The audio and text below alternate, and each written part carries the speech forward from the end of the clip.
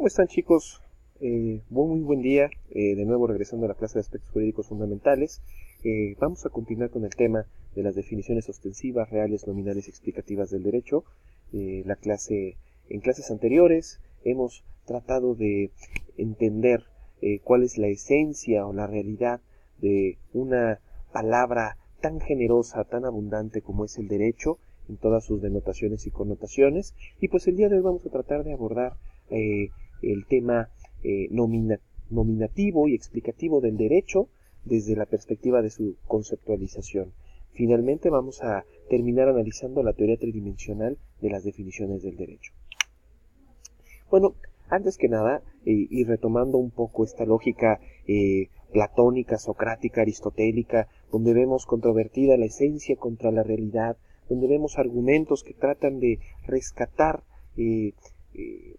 la naturaleza propia de las palabras, aterrizada a lo que se percibe, a lo que se encuentra, pues en esta oportunidad pues vamos a tratar de entender un poco el pensamiento post-feudal, post-medieval, es decir, prácticamente a partir del siglo XV, que en Europa viene una transformación importante, siglo XVI, donde también en el derecho se empiezan a entender nuevas expresiones que sintetizan los puntos más trascendentes de lo que significa la justicia, la norma, la igualdad, como se dan cuenta, perspectivas valorativas o bien jurídicas. Y las definiciones nominales, por ejemplo, que son muy propias del siglo XVIII y siglo XIX, pues vemos a todas aquellas que se basan en experiencias individuales y concretas. ¿A qué vamos con esto? Para poder definir cualquier elemento de la naturaleza, cualquier fenómeno, los grandes estudiosos de la perspectiva nominativa o nominal, pues trataban de aludir mucho más a las experiencias que se tenían respecto a la experiencia misma, a las experiencias que se tenían frente al objeto, las experiencias que se tenían frente a la realidad, y dadas estas experiencias, bueno, inmediatamente se trataba de rescatar un significado.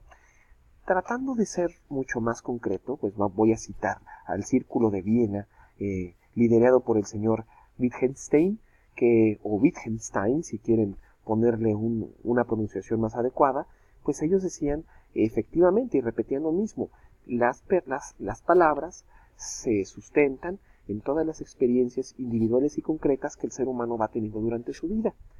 De acuerdo a la experiencia que tú como individuo tengas, es que vas a darle un nombre y un valor a las cosas, vas a darle un nombre y un valor a los fenómenos. Por eso, esta escuela renunciaba mucho a la esencia o incluso a la realidad que los griegos socráticos pues tenían muy presente. Ellos básicamente utilizaban este paradigma del uso nominal o nominativo de las palabras para definir algo desde una perspectiva lexical y otra estipulativa.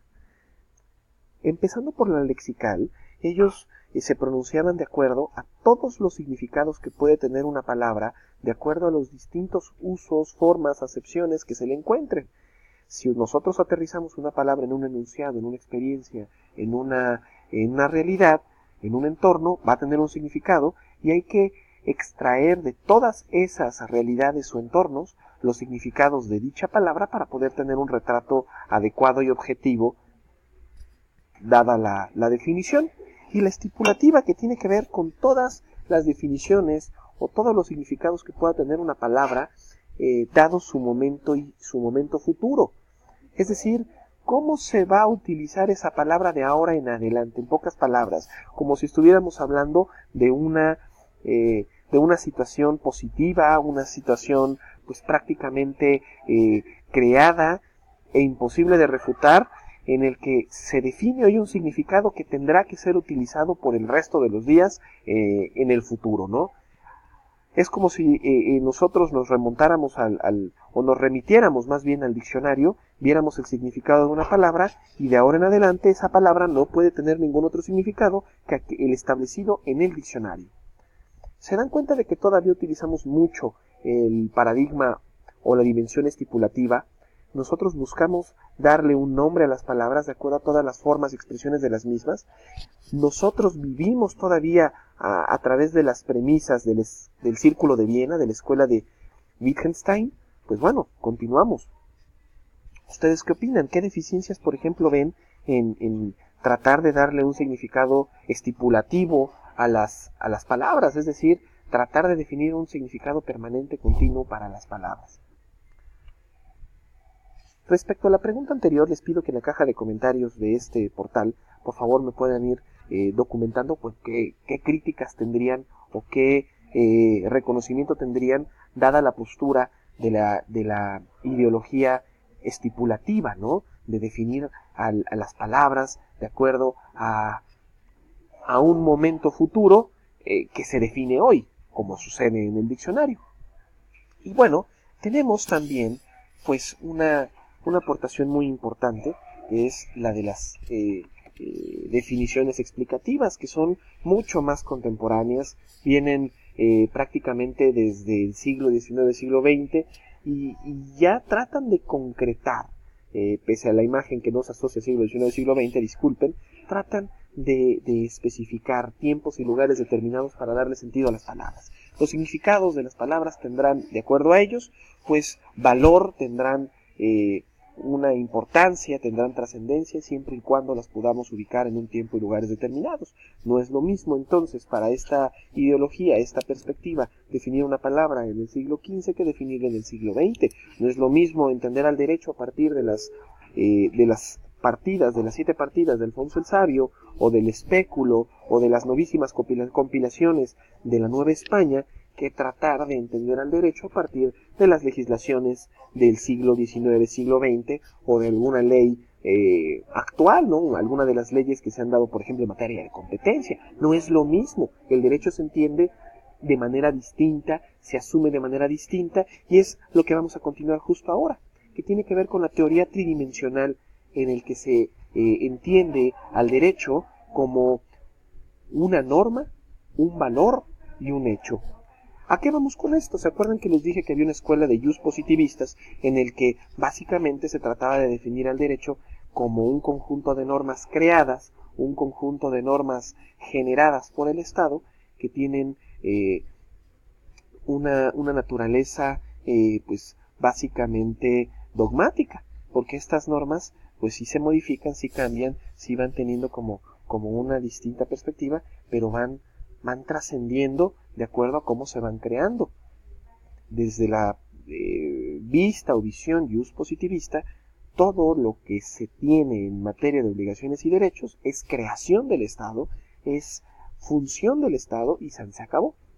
O, en su caso, de algún cuerpo colegiado que represente a la sociedad. Cuando hablamos del derecho como un valor, nos enfrentamos más a una posición jus naturalista, porque aquí el derecho no se rige a través de creaciones positivas, se rige más a partir de esencias, de perspectivas, de objetivos. Y finalmente, una perspectiva que vea al derecho como un hecho social. Aquí tenemos básicamente a todos los juristas, sociólogos jurídicos, a todos los especialistas en materia sociológica que ven al derecho como una consecuencia de los hechos. Es decir, el derecho termina regulando en gran medida aquellos hechos que se han venido generando como fenómeno a lo largo de toda la historia. Y esta postura a mí en particular me gusta mucho porque por lo menos se entiende que el derecho siempre va a ir tarde, siempre va a llegar tarde frente a cualquier hecho social, frente a cualquier fenómeno que enfrentemos. Y bueno, pues básicamente el día de hoy es lo que estaremos abordando. Para la siguiente oportunidad, bueno, pues vamos a conversar un poco más sobre el derecho, sobre sus implicaciones, sobre cómo se genera, cuáles son los procesos en los que se ve como protagonista. Y pues bueno, que tengan excelente día.